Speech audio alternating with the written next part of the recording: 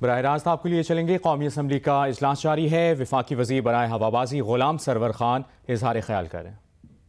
थे 8 उनमें से केबिन क्रू और कॉकपिट क्रू के लोग भी थे। मासवाए 2 के जो कि खुशकिस्मत तरीन अशखास थे जिनकी जानें अल्लाह ने महफूज रखी, वो सेहतियाब होकर अपने घरों को जा चुके हैं। 97 की शहादतें हुई। हमने उसी रात इंक्वायरी बोर्ड तश्कील दिया जो एयरफोर्स के 3 सीनियर तरीन और चौथे सिविल एविएशन अथॉरिटी के एक सीनियर तरीन अफसर थे। ये बोर्ड उसी दिन शाम को नोटिफाई होते ही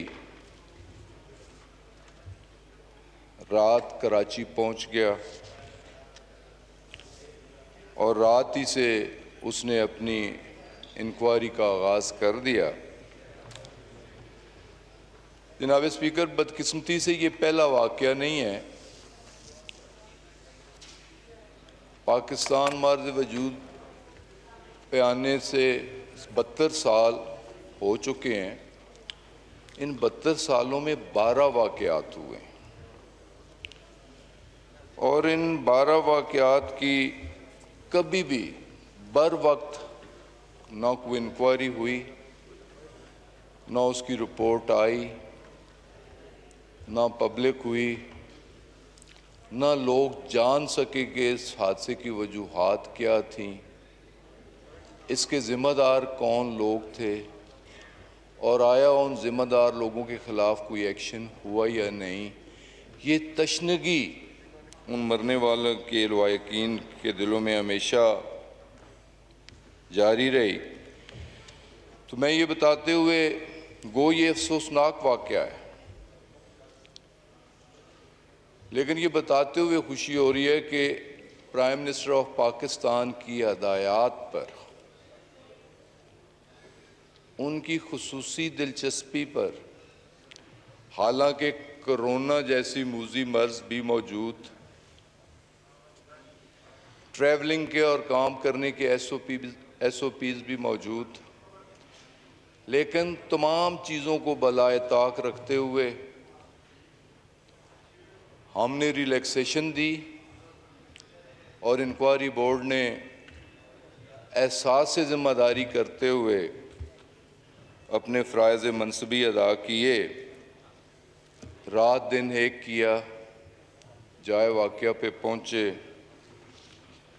तमाम मलबे का मुआयना किया और मीनवाइल ये भी बताना चाहता हूँ कि 22 का वाक़या और 26 तारीख को फ्रांसीसी टीम, इंक्वायरी टीम जो मुश्तमिल थी एयरबस मैन्युफैक्चरर के लोगों पे, जिस कंपनी ने उस जहाज़ का इंजन बनाया उसकी नुमाइंदगी भी मौजूद थी, हुकूमत फ्रांस के लोग भी मौजूद थे और एक बैनुल-अक़वामी एजेंसी का अमरीकन उहदेदार भी मौजूद था। 26 तारीख को वो भी मौके पे आए। मौके की तमाम इंक्वायरी उन्होंने की। 10 लोग उनके और 4 लोग हमारे थे, लेकिन उस पर भी एक पब्लिक कंसर्न सामने आया कि पायलट्स भी स्टेक होल्डर हैं और इस इंक्वायरी बोर्ड में पायलट्स की नुमाइंदगी नहीं। तो हमने इस इन्वेस्टिगेटिंग बोर्ड को इनलार्ज किया, बढ़ाया, उन्होंने कॉप्ट किया जिसको उनके पास इख्तियार था। उसमें एयर ब्लू के 2 पायलट्स जो A320 जहाज़ उड़ाते थे, सीनियर तरीन पायलट थे, उन्हें भी उस इंक्वायरी बोर्ड में शामिल किया गया। और सिर्फ यहाँ तक नहीं रुके हम, बल्कि हमने खुद इनिशिएटिव लिया, इंटरनेशनल पायलट एसोसिएशन को ख़त लिखा कि आप इसकी इंक्वायरी के लिए A320 का सीनियर तरीन पायलट दुनिया में से कहीं से भी और उसका टेक्नीशियन हमें भिजवाएं ताकि वो भी इस इंक्वायरी में शामिल हो सके और ये इंक्वायरी क्रेडिबल हो सके। और उसमें हमने मेंशन भी किया कि दुनिया में इस वक्त सबसे बड़ा A320 का फ्लीट टर्किश एयरलाइन के पास है। अगर टर्किश एयरलाइन को रिक्वेस्ट की जाए और उनका सीनियर तरीन पायलट और टेक्नीशियन हमें असिस्ट करे तो हम उससे भी वेलकम करेंगे, बल्कि हमें खुशी होगी। तो जनाब स्पीकर, ये मैं बताना चाहता हूँ इंतहाई ज़िम्मेदारी के साथ, बहैसियत एक मुसलमान और बहैसियत एक पाकिस्तानी, कि बिल्कुल फ्री, फेयर और ट्रांसपेरेंट इंक्वायरी हो रही है। और ये उसकी अबूरी रिपोर्ट है। मुकम्मल रिपोर्ट, यहाँ तो 6-6 साल रिपोर्ट्स मुकम्मल नहीं आ सकी, लेकिन मुकम्मल रिपोर्ट वो भी इस मुअज़्ज़ज़ ईवान के सामने भी कमिट कर रहा हूँ और इस कौम के साथ भी कमिट कर रहा हूँ कि इंशाअल्लाह ताला ये अबूरी रिपोर्ट है जो आज हम पेश कर रहे हैं। और मुकम्मल इंक्वायरी रिपोर्ट, तमाम तर कंपनसेशन, क्योंकि ये जहाज़ बैनुल अक़वामी इंश्योरेंस कंपनी के पास इंश्योर है और वो कंपनसेशन चाहे हादसे में शहीद होने वाले उनके लवाहिकीन तक, या जिन घरों पे ये जहाज़ गिरा है उसका भी हमने सर्वे करवाया है। 29 घर ऐसे हैं जो डैमेज हुए हैं, मुकम्मल तौर पे तबाह हुए हैं या डैमेज हुए हैं, उसके सर्वे भी हो चुके हैं, एस्टीमेट्स हो चुके हैं। इंशाअल्लाह ताला उनकी कंपनसेशन भी होगी। और फॉर द टाइम बीइंग उनके रहायशी इंतज़ामात किए गए हैं। गवर्नर सिंध, PIA और सिविल एविएशन अथॉरिटी उन्हें लुक आफ्टर कर रही है और उन ख़ानदानों को रहायश के लिए जगह भी फराहम की गई और साथ ही साथ कुछ रुकूमात भी किराए के लिए फराहम की जा रही हैं। तो कहने का मकसद, कोई किसी को कंपनसेट नहीं कर सकता, कंपनसेट करने वाली वो पाक ज़ात ही है, लेकिन इन नामुसाइद हालात के बावजूद हद्दुल वसा कोशिश करके तमाम फैमिलीज़ को कंपनसेट किया जा रहा है। जितने बदकिस्मत लोग शहीद हुए हैं उन्हें भी कंपनसेशन जो न होने के बराबर 10 लाख फ़ी कस के हिसाब से 90 लोगों को वो भी अदा कर दी गई। और ज़मीन पर जिन घरों में जहाज़ गिरा वहाँ भी एक बच्ची शहीद हुई, 2 ज़ख्मी हुई, उनको भी कंपनसेट कर दिया गया। लेकिन जनाब स्पीकर, असल कंपनसेशन मैं तो समझता हूँ उन फैमिलीज़ को तब होगी कि उन्हें सही सूरत हाल से आगाही हासिल हो कि वाक़या में गलती किसकी थी, कोताही किसकी थी, ज़िम्मेदार कौन है और आया असल ज़िम्मेदारों के ख़िलाफ़ कोई कार्रवाई भी होती है या नहीं। तो जैसे जनाब स्पीकर मैं बता रहा था कि सिर्फ ये पाकिस्तानी इन्वेस्टिगेटिंग बोर्ड नहीं था, इस इंक्वायरी में 10 लोग गैर मुल्की भी थे, एयरबस के लोग भी थे, हुकूमत फ्रांस के लोग भी थे, उनकी एविएशन इंडस्ट्री के लोग भी थे। और 2 अहम एविडेंसेस, एक DFDR होता है,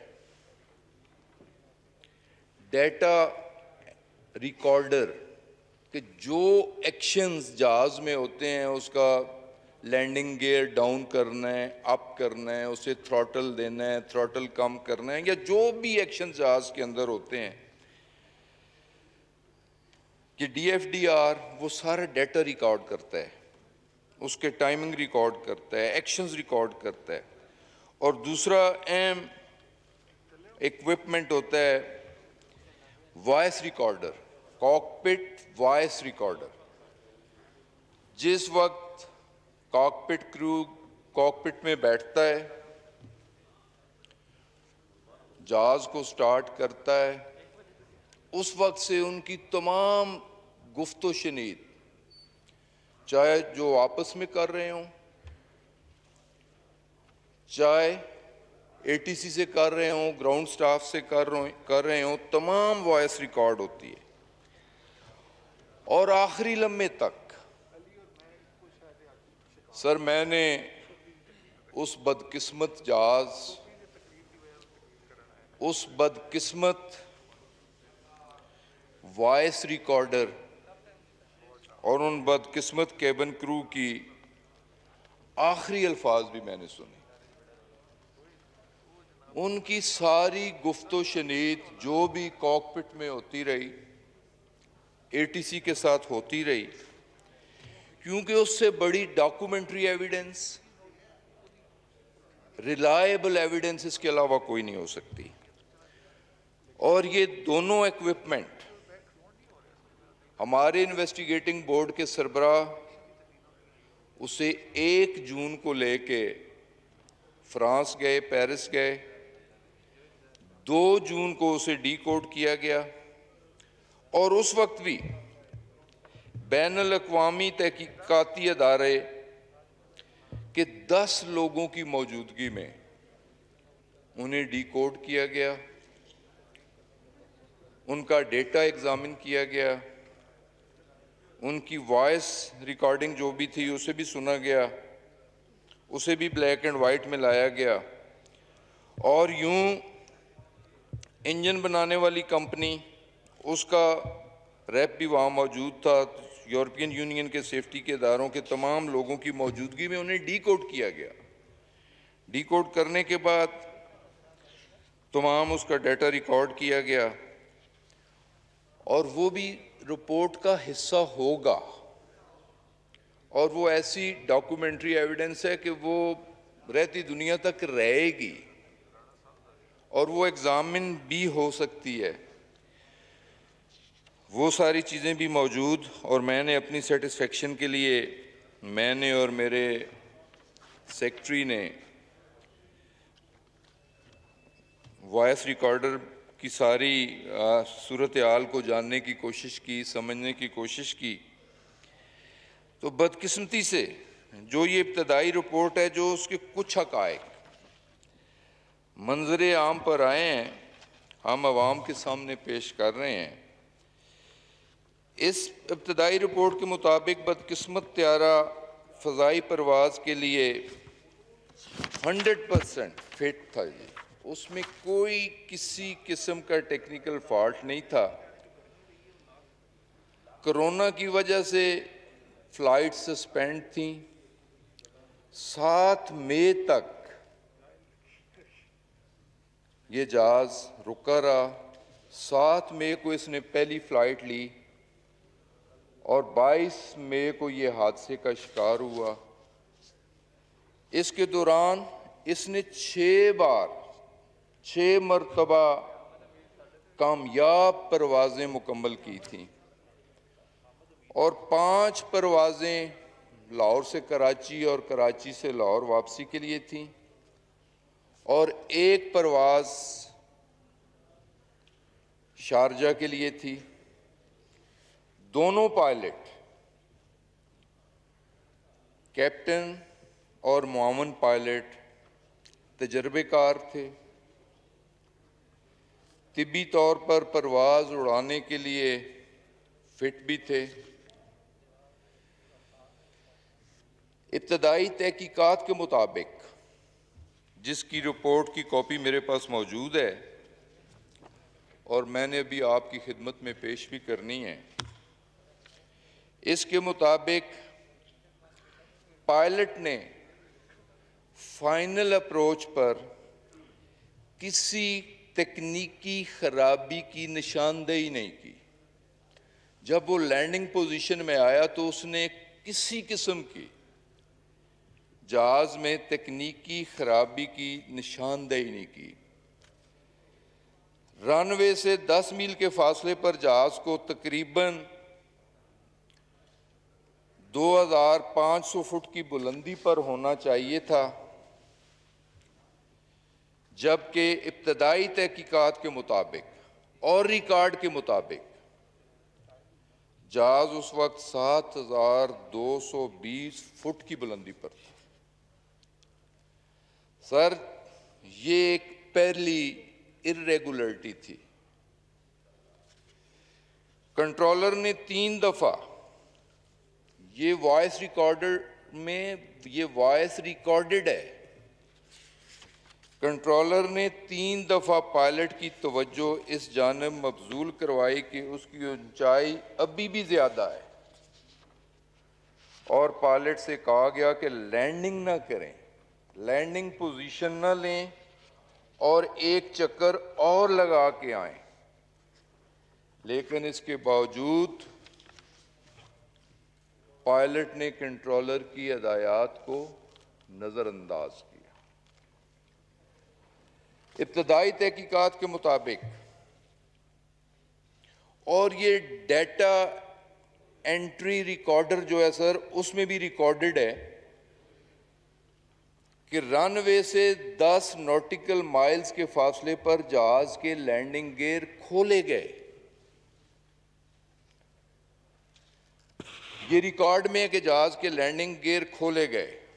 लेकिन एक बात समझ से बालातर है कि जब जहाज 5 नॉटिकल माइल पे पहुंचता है तो लैंडिंग गियर फिर ऊपर कर लिया जाता है। ये भी डेटा रिकॉर्डर में ये एंट्री और ये एक्शंस कि 10 नॉटिकल माइल्स पर लैंडिंग गियर खोले गए और 5 नॉटिकल माइल्स पर जहाज के लैंडिंग गियर ऊपर कर दिए गए। जहाज जब लैंडिंग के लिए आया तो उसे रनवे पर एक फ्लेक्सिबल उसे पोजीशन दी जाती है। 1500 से 3000 फुट पर वो टच डाउन कर सकता है। जहाज की रनवे की टोटल लेंथ होती है 11,000 और 1500 से 3 के उसके स्टार्टिंग पॉइंट पे 1500 से लेके 3000 तक वो टच डाउन करना चाहिए, असूलन जो गाइडलाइंस दी गई हैं।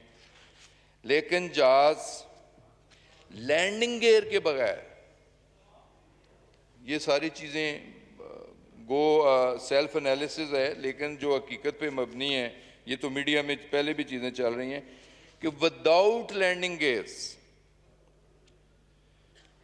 जहाज 4500 फुट पर लैंडिंग गियर के बगैर इंजन पर टच डाउन करता है। उसके इंजन 3 बार, वो वीडियो मेरे पास मौजूद हैं, 3 बार जहाज लगता है, फिर जंप लेता है, फिर लगता है, फिर जंप लेता है और तकरीबन जहाज 3000 से 4000 फुट तक रनवे पर रगड़े खाता रहा। इस रगड़े खाने के बावजूद, जिसमें इंजन काफी हद तक डैमेज हो गया, उसी दौरान पायलट ने दोबारा जहाज को उठा लिया। उसे कोई इंस्ट्रक्शंस ना उसने ली ना उसे दी गई। इसमें भी कोताही दोनों साइड से थी। एटीसी की भी कोताही है, कंट्रोल टावर की भी कोताही है कि उसने जहाज को जब इंजन्स पे टच डाउन करते हुए देखा, इंजन से आग निकलते हुए देखी, तो उसे भी इन्फॉर्म करना चाहिए था। लेकिन कंट्रोल टावर ने पायलट को भी इन्फॉर्म नहीं किया। यहां कोताही उसकी भी थी और पायलट ने जहाज दोबारा टेक ऑफ कर लिया। जहाज जब दोबारा टेक ऑफ किया तो दोनों इंजन डैमेज हो चुके थे। फिर पायलट ने लैंडिंग के लिए दोबारा अप्रोच की इजाजत चाहिए, लेकिन बदकिस्मती से जो अप्रोच उसे दी गई, जो हाइट उसे बताई गई, ना वो अप्रोच तक पहुंच सका, ना उस हाइट तक पहुंच सका, और सिविल आबादी पर बदकिस्मती से वो जहाज गिर गया। और जिन लोगों की भी हलाकतें हुई जहाज गिरने के बाद हुई, जहाज में आग लगने के बायस हुई। जो दो सर्वाइवर हैं उनसे मेरी मुलाकात भी हुई, खुशकिस्मत तरीन है।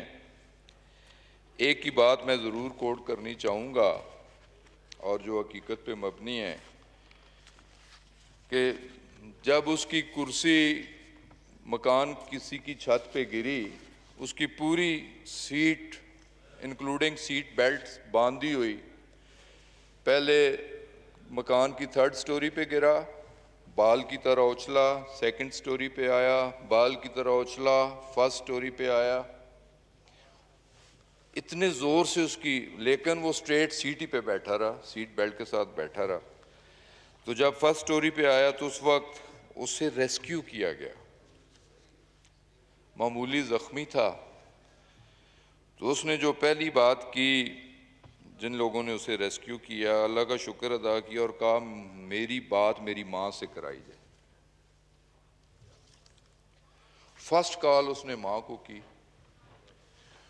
और माँ को सारा वाक़या बताया और कहा माँ मैं तुम्हारी दुआओं की वजह से अल्लाह ने मुझे ज़िंदगी दी। माँ की दुआओं में इतनी ताकत, और उस बंदे ने रियलाइज़ भी किया।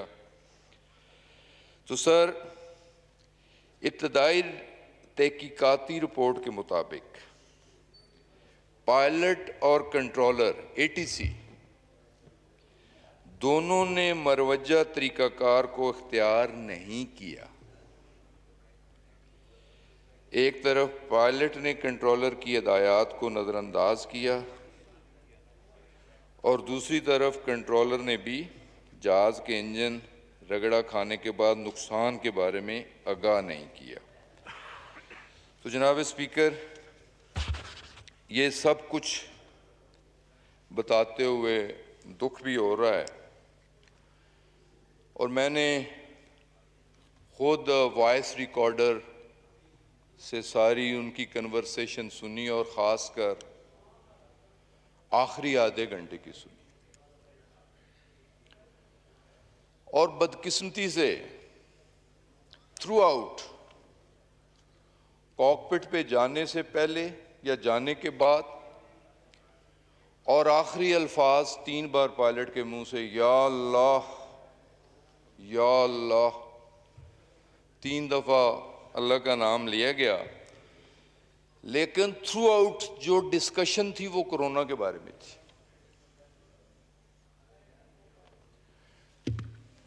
पायलट और को पायलट फोकस्ड नहीं थे, उनके ज़हन पे कोरोना सवार था, उनकी फैमिली मुतासिर थी और वो कोरोना ही की डिस्कशन कर रहे थे। लैंडिंग में आया, लैंडिंग पोजीशन पे आया तो कंट्रोल टावर ने उसे मना किया कि आप ज़्यादा हाइट पे हैं, आप नीचे आएं। तो बड़ी जल्दी में उसने उसकी कॉल सुनी और उसने कहा यार मैं मैनेज कर लूँगा, और फिर कोरोना से बात शुरू कर दी।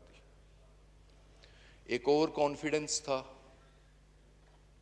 बदकिस्मती से, और वो फोकस नहीं था, उसकी कंसंट्रेशन नहीं थी। और ये बात बताते हुए भी दुख हो रहा है कि जहाज मुकम्मल तौर पे ठीक था और ऑटो लैंडिंग पे लगा हुआ था। ऑटो लैंडिंग से भी पायलट ने डिसएंगेज किया, ऑटो से निकाला, मैनुअल पे लाया, 30 डिग्री पे आना था, 60 डिग्री पे डाइव लगाई और बदकिस्मती से ये वाक़या पेश आया। मैं तो पायलट के घर भी गया, उसके वालिद, उसके भाई मेरे अच्छे जानने वाले। पायलट की फ़िटनेस पे, उसकी कारकर्दगी पे, जितनी उसने फ़्लाइट्स की, इंतहाई तजर्बेकार पायलट था। उस फैमिली के साथ एक ताल्लुकात भी थे, अफसोस का इज़हार भी किया। लेकिन ज़्यादा अफसोस इस बात का कि पायलट और को पायलट के ओवर कॉन्फिडेंस और फोकस न होने से हमें इतने बड़े साने से गुजरना पड़ा। तो जनाब स्पीकर, ये इस वाक़या की इंटरम रिपोर्ट है कि ज़िम्मेदारी क्रू केबिन की भी और ATC की भी बनती है। जो दुनिया से चले गए हैं, अल्लाह ताला उनकी मग़फ़िरत फरमाए, लेकिन जो हयात हैं और ज़िम्मेदार हैं वो हिसाब किताब से बच नहीं पाएंगे। उनके ख़िलाफ़ भी कानून के मुताबिक एक्शन होगा। लेकिन मुकम्मल रिपोर्ट इंशाअल्लाह ताला 1 साल के अंदर, इसी साल मुकम्मल रिपोर्ट भी दे दी जाएगी। लेकिन मैंने जैसे कहा था कि मैं इसके अलावा जो नियर पास्ट में 4 एक्सीडेंट्स हुए, एक 2010 में इस्लामाबाद ही के अंदर मेरी नज़रों के सामने एयर ब्लू का जहाज़ बरगला की पहाड़ियों से टकराया। दूसरा वाक़या 2012 में इस्लामाबाद ही के गिरदोनवा में बोजा एयरलाइन की एक फ़्लाइट, ये वाक़या 20 अप्रैल 2012 का था। तीसरा बदकिस्मत वाक़या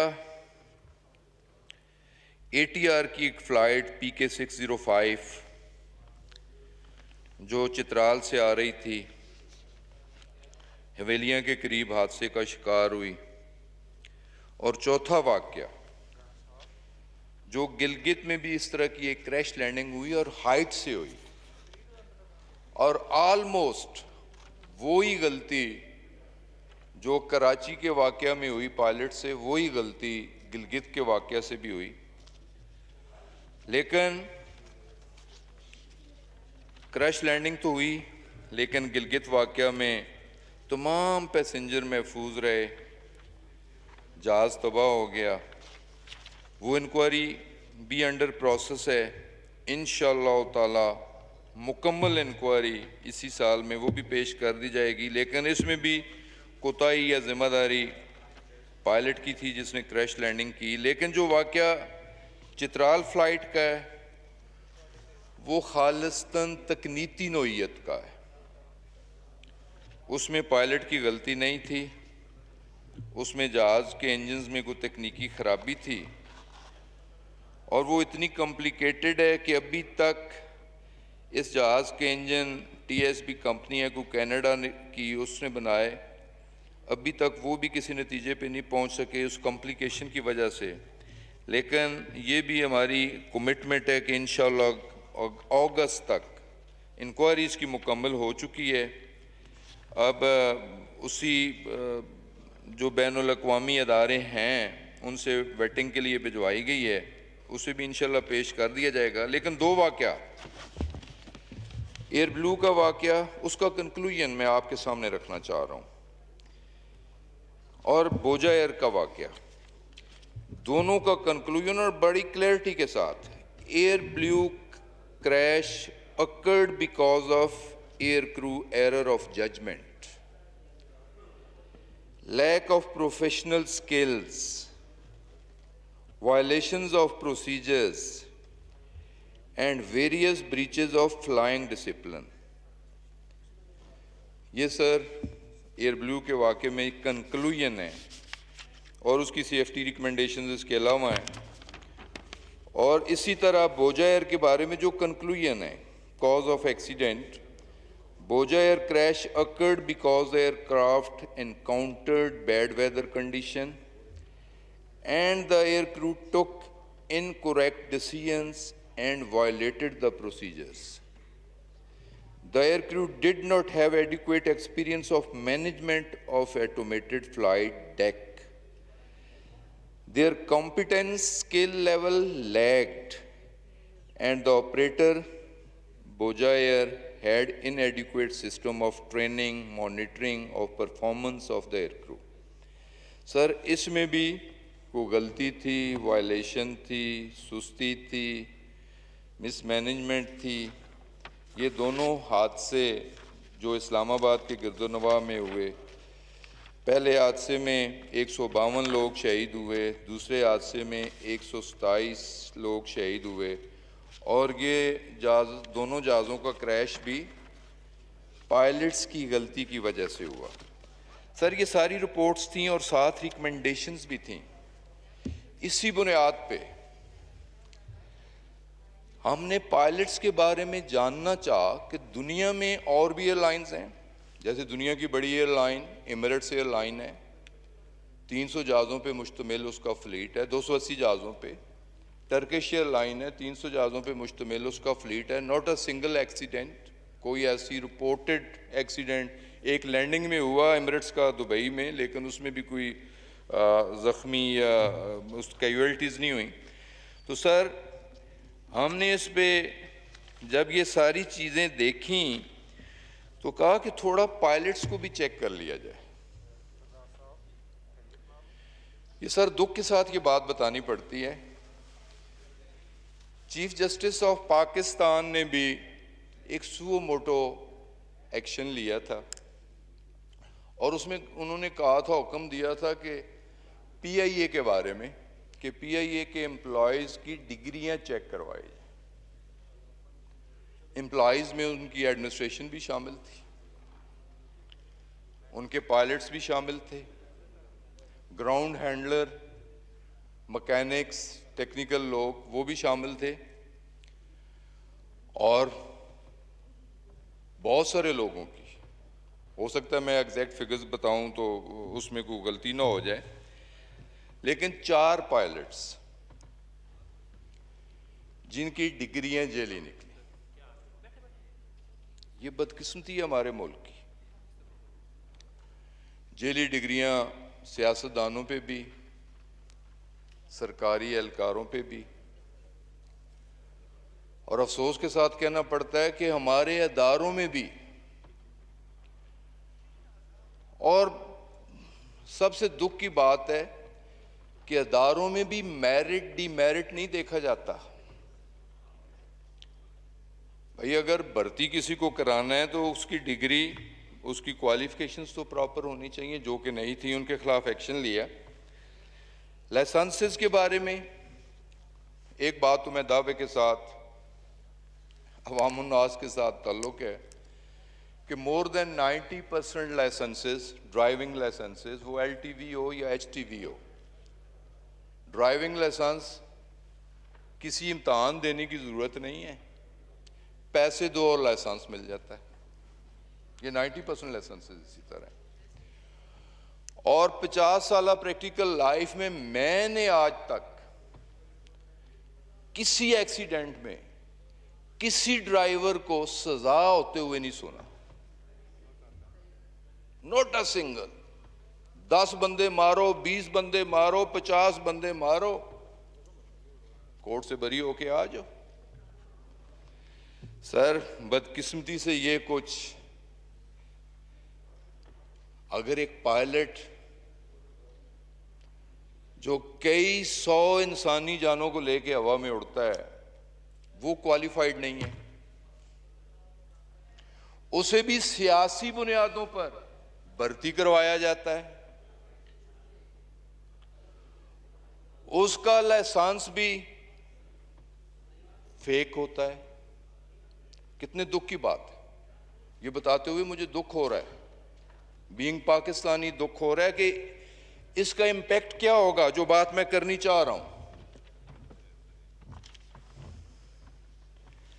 जो बात मैं करनी चाह रहा हूं, इसका इंपैक्ट क्या होगा।